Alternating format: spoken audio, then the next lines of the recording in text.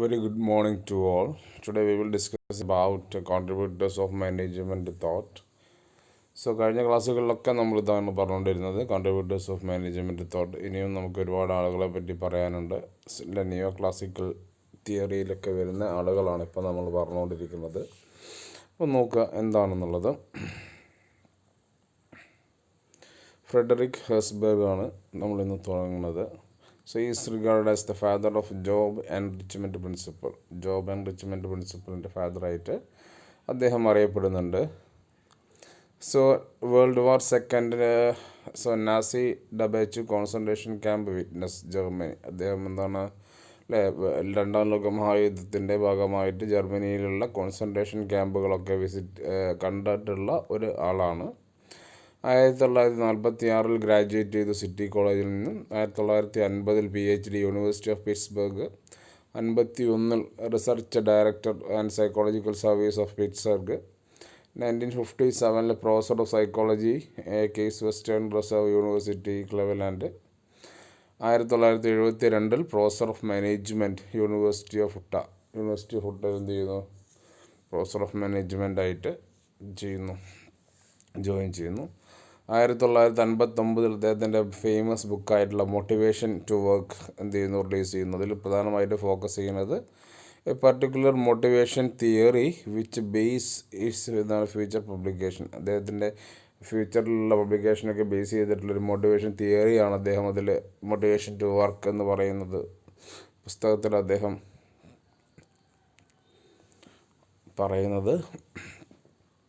പിന്നെ 1968 on motivation അദ്ദേഹം ഒരു പബ്ലിക്കേഷൻ ഇറക്കുന്നു. One more time how do you motivate employees എന്ന് പറയുന്നൊരു ആർട്ടിക്കിൾ അദ്ദേഹം പബ്ലിഷ് ചെയ്തു.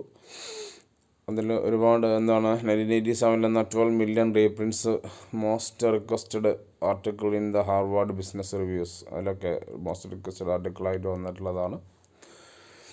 അദ്ദേഹത്തിൻ്റെ പ്രധാനപ്പെട്ട സവിശേഷത അല്ലെങ്കിൽ പ്രധാനപ്പെട്ട കോൺട്രിബ്യൂഷനാണ് ടു ഫാക്ടർ തിയറി. ഓക്കെ, അപ്പോൾ അതാണ് നമ്മൾ അടുത്ത് നോക്കുന്നത്. What is two factor theory?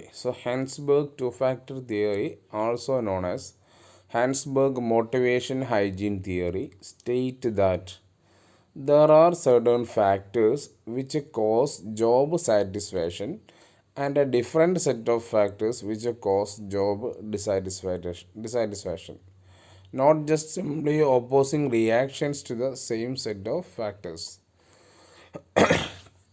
അപ്പോൾ ഹാൻസ്ബർഗിൻ്റെ ടു ഫാക്ടർ തിയറി, അത് വേറൊരു തിയറിയാണ്. മോട്ടിവേഷൻ ഹൈജീൻ തിയറി എന്ന് ചെയ്യാറുണ്ട്, അതിനെ പറയാറുണ്ട്. അതെന്താ പറയുന്നതെന്ന് പറഞ്ഞു കഴിഞ്ഞാൽ ദർ ആർ സർട്ടൺ ഫാക്ടേഴ്സ്, ചില ഘടകങ്ങളുണ്ട് എന്തിന്, വിച്ച് കോസ് ജോബ് സാറ്റിസ്ഫാക്ഷനെ അല്ലെങ്കിൽ ജോലിയിലുള്ള സംതൃപ്തിയെ സ്വാധീനിക്കുന്ന ചില ഘടകങ്ങളുണ്ട്. അതേപോലെ തന്നെ അതിൻ്റെ ഡിഫറെൻറ്റ് സെറ്റ് ഓഫ് ഫാക്ടേഴ്സ് വേറെയും ചില ഫാക്ടറുകളുണ്ട്. എന്താ, വിച്ച് കോസ് ജോബ് സാറ്റിസ്ഫാക്ഷൻ, ജോബിൽ അസംതൃപ്തി ഉണ്ടാക്കുന്ന ചില ഘടകങ്ങളുമുണ്ട്. ഇതെന്താണ്, just simply opposing reactions to same set of factors. Same set of ഫാക്ടേഴ്സിൻ്റെ ജസ്റ്റ് ഓപ്പോസിറ്റ് ആയിട്ടുള്ള കാര്യങ്ങളല്ല ഇത്. This theory on job attitude was born out of Maslow's theory of motivation. മാസ്ലോയുടെ മോട്ടിവേഷൻ തിയറിയിൽ നിന്നാണ് ഈ ഒരു തിയറി ഉണ്ടായി വരുന്നത്. Since it was first proposed, it has had a dramatic effect on both theoretical and practical attitude towards management. ഇത് ആദ്യം സമയത്ത് പ്രപ്പോസ് ചെയ്ത സമയത്ത് ഇതിന് നല്ല ഒരു എഫക്റ്റ് ഉണ്ടായിരുന്നു, തിയററ്റിക്കലും അതേപോലെ പ്രാക്ടിക്കൽ മാനേജ്മെൻറ്റിലും പ്രാക്ടിക്കൽ ആറ്റിറ്റ്യൂഡിലും മാനേജ്മെൻറ്റ് നല്ലൊരു ഇമ്പാക്റ്റ് ഉണ്ടാക്കിയിട്ടുള്ള തിയറി ആണ്. അപ്പോൾ നോക്കുക, job satisfaction influenced by motivational factors ഏതൊക്കെയാണ്? Achievement, recognition, responsibility, work, advancement, personal growth. ഇതൊക്കെ ജോബ് സാറ്റിസ്ഫാക്ഷന് കാരണമാകും. ഒരു എംപ്ലോയി എന്തെങ്കിലും അച്ചീവ് ചെയ്ത് കഴിഞ്ഞാൽ അയാളെ ആ ഓർഗനൈസേഷനിൽ റെക്കഗ്നൈസ് ചെയ്ത് കഴിഞ്ഞാൽ ഇതൊക്കെ എന്തെങ്കിലും റെസ്പോൺസിബിലിറ്റി അയാൾ കൊടുക്കുമ്പോൾ അതൊക്കെ ഇയാളെ മോട്ടിവേഷൻ ഫാക്ടറാണ്, ജോബ് സാറ്റിസ്ഫാക്ഷൻ കൂട്ടാനുള്ള ഫാക്ടറാണ്. Improving the motivator factor increase the job satisfaction. ഈ മോട്ടിവേഷൻ ഫാക്ടേഴ്സ് ഇമ്പ്രൂവ് ചെയ്യുന്ന സമയത്ത് അയാൾക്ക് എന്ത് കൂടും? ജോബ് സാറ്റിസ്ഫാക്ഷൻ ഉണ്ടാവും. ഇനി ജോബ് ഡിസാറ്റിസ്ഫാക്ഷനുള്ള എന്താണ് ചില ഘടകങ്ങളുണ്ട്. അതിനെ നമ്മൾ പറയുന്നതാണ് ഹൈജീൻ ഫാക്ടേഴ്സ് എന്ന് പറയാം. ഇൻഫ്ലുവൻസ്ഡ് ബൈ എന്നാണ് ഹൈജീൻ ഫാക്ടേഴ്സ്. അത് ഏതൊക്കെയാണ് നോക്കുക? Working condition, co worker relation, policies and rules, supervisor quality, base wage, salary. ഇതൊക്കെയാണ് എന്താ ജോബ് ഡിസാറ്റിസ്ഫാക്ഷന് കാരണമാകുന്ന എന്താണ് ഘടകങ്ങൾ. Improving the hygiene factors decrease എന്താണ് ജോബ് ഡിസാറ്റിസ്ഫാക്ഷൻ. ഇത് കൂടിക്കഴിഞ്ഞാൽ എന്താ ചെയ്യുന്നത്? ഇമ്പ്രൂവ് ചെയ്ത് കഴിഞ്ഞാൽ എന്ത് ചെയ്യും? ജോബ് സാറ്റിസ്ഫാക്ഷൻ എന്ത് ചെയ്യും? കുറയും. ജോബ് ഡിസാറ്റിസ്ഫാക്ഷൻ എന്ത് ചെയ്യും? കുറയും. ഓക്കെ, അത് ഡിക്രീസിന് സഹായിക്കും. അതായത് നല്ല വർക്കിംഗ് കണ്ടീഷൻ ആകുക. വർക്കിംഗ് കണ്ടീഷൻ മോശമാകുമ്പോൾ സ്വാഭാവികമായും നമുക്ക് എന്ത് ചെയ്യാൻ ഉണ്ടാവും? ജോലി ചെയ്യാൻ ബുദ്ധിമുട്ടുണ്ടാവും. ഇനി കോവർക്കർ റിലേഷൻസിൻ്റെ കൂടെയുള്ള ആളുകളുടെ എന്താണ് അതിലുള്ള ബന്ധം എന്താണ് നല്ല രീതിയിൽ അല്ലെങ്കിൽ നമുക്ക് വർക്ക് ചെയ്യാൻ ബുദ്ധിമുട്ടുണ്ടാവും. അപ്പോൾ ഇതൊക്കെ എന്തിന് കാരണമാകും? ജോബ് ഡിസാറ്റിസ്ഫാക്ഷന് കാരണമാകും. അപ്പോൾ അത് ഇമ്പ്രൂവ് ചെയ്യുമ്പോൾ എന്ത് ചെയ്യും? ഈ ജോബ് ഡിസാറ്റിസ്ഫാക്ഷൻ എന്ത് ചെയ്യും? കുറയുകയും ചെയ്യും. ഈ തിയറിയെയാണ് നമ്മൾ എന്ത് പറയുന്നത്? 2 ഫാക്ടർ തിയറി അല്ലെങ്കിൽ എന്താണ് മോട്ടിവേഷൻ ഹൈജീൻ തിയറി എന്ന് പറയുന്നത്. അടുത്താണ് Douglas McGregor. An objective without a plan is a dream. എന്താണ് അദ്ദേഹത്തിൻ്റെ ഒരു ഫേമസ് കോട്ടിംഗ് ആണ്. എന്താണ് ഒരു ഒബ്ജക്റ്റീവ് വിതൗട്ട് എ പ്ലാൻ? അതാണ് ഒരു പ്ലാൻ ഇല്ലാത്ത നമ്മുടെ എന്തെങ്കിലും ഒരു ലക്ഷ്യമുണ്ട് എങ്കിൽ അതിനെ നമ്മൾ എന്ത് പറയില്ല? ലക്ഷ്യം എന്ന് പറയില്ല. അതിന് നമ്മൾ ജസ്റ്റ് എന്താണ് പറയുക? നമ്മുടെ സ്വപ്നമാണ് എന്നാണ് പറയുക. Okay, an objective without a plan is a dream. മക്ഗ്രിഗറിൻ്റെ പ്രൊഫൈൽ നോക്കുക. Bachelor's from Wayne State University. Wayne State യൂണിവേഴ്സിറ്റിയിൽ നിന്നും അദ്ദേഹം എന്ത് ചെയ്യുന്നു? ബാച്ചിലേഴ്സ് ഡിഗ്രി എടുക്കുന്നു. ഡിസ്ട്രിക്ട് മാനേജർ ഓഫ് എന്നാണ് retail gas company. Worked with എന്നാണ് transient labourers. Master's and PhD from Harvard. എന്താണ് ഡിസ്ട്രിക്ട് മാനേജർ ആയിട്ട് വർക്ക് ചെയ്തിട്ടുണ്ട് റീറ്റെയിൽ ഗ്യാസ് കമ്പനിയുടെ. അതേപോലെ എന്താണ് ട്രാൻസിസ്റ്റൻ്റ് ലേബറേഴ്സ് ആയിട്ടാണ് അദ്ദേഹം എന്ത് ചെയ്തിട്ടുള്ളത്? വർക്ക് ചെയ്തിട്ടുള്ളത്. PhDയും അതേപോലെ മാസ്റ്റർ ഡിഗ്രിയും ഹാർവാർഡ് യൂണിവേഴ്സിറ്റി. MITയിൽ എന്താണ് സൈക്കോളജിയാണ്, സൈക്കോളജിസ്റ്റാണ്. പ്രസിഡൻറ്റ് ഓഫ് എന്താണ് ആൻറ്റിക് കോളേജ് ഫ്രം 1948 to 1954. ആ കോളേജിൻ്റെ എന്താണ് പ്രസിഡൻ്റാണ്. ആൻറ്റിക് കോളേജിൻ്റെ പ്രസിഡൻ്റായിട്ട് 1948 മുതൽ 1954 വരെ വർക്ക് ചെയ്തിട്ടുണ്ട്. അദ്ദേഹത്തിൻ്റെ പ്രധാനപ്പെട്ട 2 എന്താണ് തിയറികളാണ് തിയറി ഓഫ് എക്സും ആൻഡ് തിയറി ഓഫ് വൈയും. അദ്ദേഹത്തിൻ്റെ ഏറ്റവും വലിയ കോൺട്രിബ്യൂഷനാണ്. അപ്പോൾ തിയറി ഓഫ് എക്സ് പറയുന്നത് എന്താണ്? The assumption that employees dislike work, are lazy, dislike responsibility and must be corrected to perform. അതായത് വർക്ക് ചെയ്യാൻ താല്പര്യമില്ലാത്ത ആളുകൾ സ്വാഭാവികമായൊരു മടിയന്മാരാണ്. അവർക്ക് റെസ്പോൺസിബിലിറ്റിയെ ഇഷ്ടമില്ല, അതായത് ഉത്തരവാദിത്തങ്ങൾ ഏറ്റെടുക്കാൻ ഇഷ്ടമില്ല. അവരെ നമ്മൾ എപ്പോഴും എന്ത് ചെയ്യണം? കോഴ്സ്ഡ് ടു പെർഫോം. അവരെ നമ്മൾ ഫോഴ്സ് ചെയ്യണം. അത് ചെയ്യ് എന്ന് പറഞ്ഞിട്ട് നമ്മൾ അവരെ എന്ത് ചെയ്യണം? ഫോഴ്സ് ചെയ്താലേ എന്ത് ചെയ്യുള്ളൂ? അവർ വർക്ക് ചെയ്യുകയുള്ളൂ. അതാണ് നമ്മൾ എന്ത് പറയുന്നത്? തിയറി ഓഫ് എക്സ് എന്ന് പറയുന്നത്. തിയറി ഓഫ് വൈൻ്റെ അസംഷൻ എന്താ പറഞ്ഞാൽ the assumption that employees like work. എന്താണ് എംപ്ലോയീസ് എന്താണ് ജോലി ചെയ്യാൻ ഇഷ്ടമുള്ള ആളുകൾ എന്തായിരിക്കും? അവർ ക്രിയേറ്റീവ് ആയിരിക്കും. സീക്സ് റെസ്പോൺസിബിലിറ്റി എന്താണ് ഉത്തരവാദിത്തങ്ങൾ ഏറ്റെടുക്കുന്ന ആളുകളായിരിക്കും.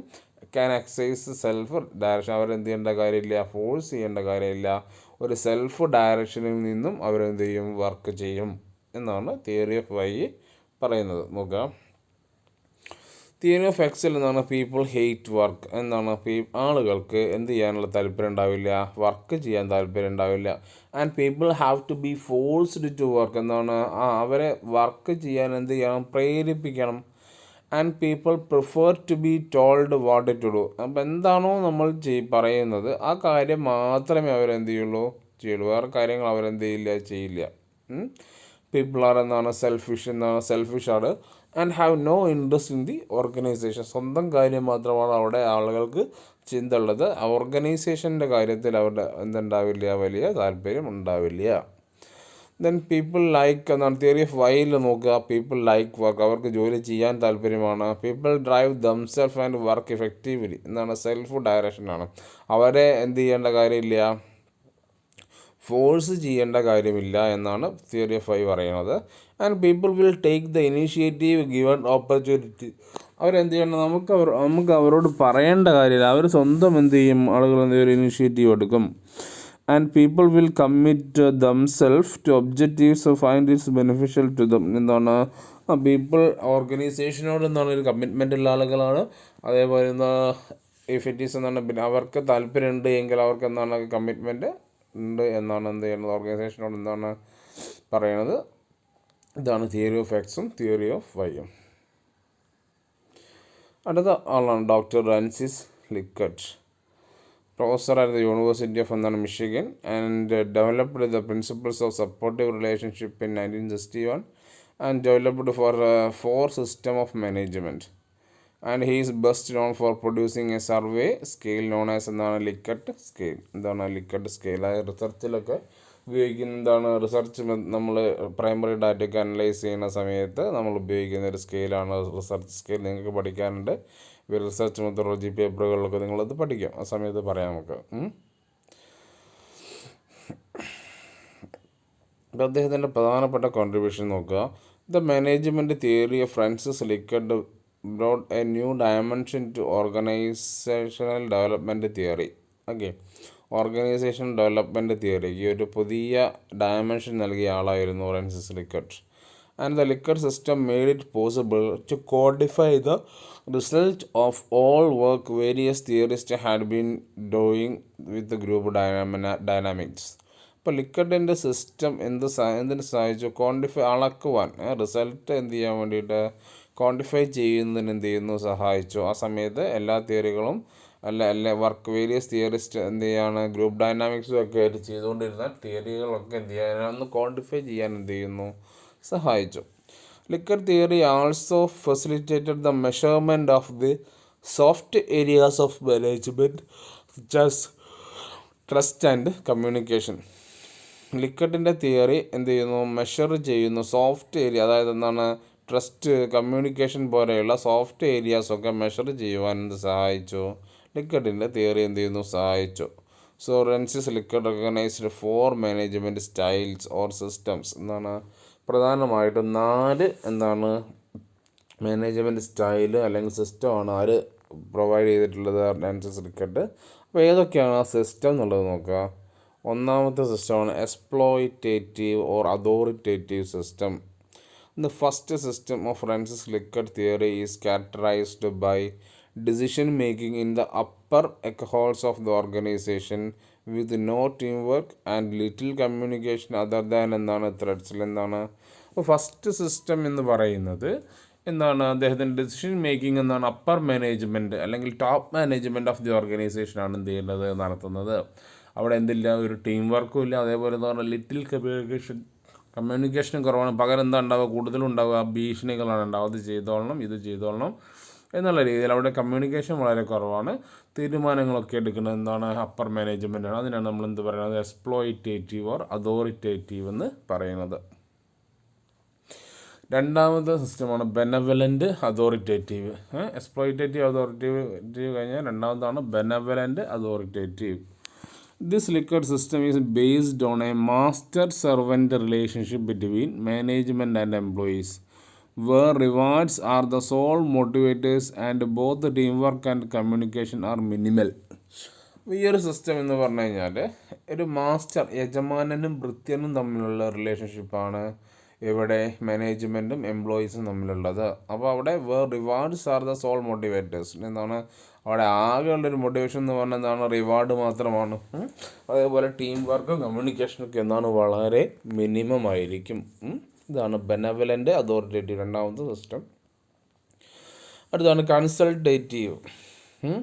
In this style managers partly trust subordinates, use both rewards and involvement to inspire motivation, foster a higher level of responsibility for meeting goals, and inspire a moderate amount of teamwork and some communication. ഈ ഒരു സ്റ്റൈലിൽ managers എന്ത് ചെയ്യുന്നു, പകുതി ആരെ വിശ്വസിക്കും, സബോർഡിനേറ്റ്സിനെ കുറച്ച് വിശ്വസിക്കും. അതേപോലെ റിവാർഡ്സും അതേപോലെ ഇൻവോൾവ്മെൻറ്റ് മോട്ടിവേഷനിലൊക്കെ എന്ത് ചെയ്യും, മോട്ടിവേറ്റ് ചെയ്യാൻ വേണ്ടിയിട്ട് റിവാർഡും അതേപോലെ തന്നെ എന്താണ് ഇൻവോൾവ്മെൻറ്റ് എന്താണ് ഡിസിഷനിലൊക്കെ ചെറിയ രീതിയിലുള്ള ഇൻവോൾവ്മെൻ്റ് ഒക്കെ എന്ത് ചെയ്യുന്നു കൊടുക്കുന്നു ഇൻസ്പയർ ചെയ്യാൻ വേണ്ടിയിട്ട്. And foster A higher level of responsibility for meeting goals. എന്താണ്? ആ ലക്ഷ്യങ്ങൾ നേടിയെടുക്കുന്നതിന് ഒരു ഉത്തരവാദിത്ത ബോധം എന്ത് ചെയ്യുന്നു? ഫോസ്റ്റർ ചെയ്യുക, അതിനെ വളർത്തുന്നു. അതേപോലെ തന്നെ എന്താണ്? Inspire A moderate amount of team work. Moderate amount of team വർക്കും അതേപോലെ കമ്മ്യൂണിക്കേഷനൊക്കെ എന്ത് ചെയ്യുന്നുണ്ട്? ഈ ഒരു രീതിയിൽ എന്ത് ചെയ്യുന്നുണ്ട്? ഫോസ്റ്റർ ചെയ്യുന്നുണ്ട്. ഇതാണ് കൺസൾട്ടേറ്റീവ് എന്ന് പറയുന്നത്. അടുത്തതാണ് എന്ത്? Participative group. So this system is based on managerial trust and confidence in employees, collectively determined and goal-based rewards, a collective sense of responsibility for meeting company objectives, collaborative teamwork and open communication. Okay. This system is based on managerial trust and confidence in employees. ഈ system എന്ന് പറയുന്നത് എന്തിൻ്റെ ബേസിലാണ്? Managerial trust and confidence. എംപ്ലോയീസിൻ്റെ മുകളിലുള്ള മാനേജ്മെൻറ്റിൻ്റെ വിശ്വാസത്തിൻ്റെയും കോൺഫിഡൻസിൻ്റെയും ബേസിലാണ് എന്തുള്ളത്? ഈ ഒരു സിസ്റ്റം ഉള്ളത്. കളക്റ്റീവ്ലി ഡിറ്റർമിൻഡ് എന്നാണ്. അവിടെ എന്താണ്? രണ്ട് പേരും കൂടിയാണ് എന്ത് ചെയ്യുന്നത്? തീരുമാനങ്ങൾ എടുക്കുന്നത്. മാനേജ്മെൻറ്റും എംപ്ലോയീസും. അതാണ് collectively determined. Goal based rewards എന്നാണ്. ഗോൾ എന്ത് ചെയ്യുന്ന സമയത്ത്, അച്ചീവ് ചെയ്യുന്ന സമയത്ത് അതിനെ ബേസ് ചെയ്തിട്ടാണ് റിവാർഡൊക്കെ എന്ത് ചെയ്യണത്? കൊടുക്കുന്നത്. And A collective sense of responsibility for meeting company objective. അപ്പം കമ്പനി ഒബ്ജക്റ്റീവ് നേടിയെടുക്കുക എന്നുള്ളത് ഒരു കളക്റ്റീവ് സെൻസ് ഓഫ് റെസ്പോൺസിബിലിറ്റിയാണ്. അതായത് മാനേജ്മെൻറ്റിൻ്റെ മാത്രം ഉത്തരവാദിത്തമല്ല, ആരുടെയും കൂടി ഉത്തരവാദിത്തമാണ് എന്നുള്ള ബോധമുണ്ട്. എംപ്ലോയീസിൻ്റെയും മാനേജ്മെൻറ്റിൻ്റെയും കൂട്ടായ ഒരു ഉത്തരവാദിത്തമാണ് എന്ത് ചെയ്യുക? കമ്പനിയുടെ ഒബ്ജക്റ്റീവ് നേടിയെടുക്കുക എന്നുള്ളതാണ്. ഈ ഒരു സെൻസാണുള്ളത്. Collaborative team work and open communication. എന്താണ്? നല്ല ടീം വർക്കാണ്, എല്ലാവരും കൂടി കൂടിച്ചേർന്നിട്ടുള്ള എന്താണ്? ടീം വർക്കാണ്. അതേപോലെ എന്താണ്? കമ്മ്യൂണിക്കേഷനും ഉണ്ട്. ഇതാണ് എന്ത്? Participative group. അപ്പം 4 സിസ്റ്റം എന്ന് പറയുന്നത് exploitative authoritative, benevolent authoritative, consultative and participative group. ഇതാണ് ഫ്രാൻസിസ് ഡിക്കർഡിൻ്റെ 4 സിസ്റ്റം എന്ന് പറയുന്നത്. ഇത്രയുമാണ് ഇന്ന് നമ്മൾ എന്ത് ചെയ്യുന്നത്? ഡിസ്കസ് ചെയ്യുന്നത്. And thank you for listening. If you have any doubt regarding this, you can ask.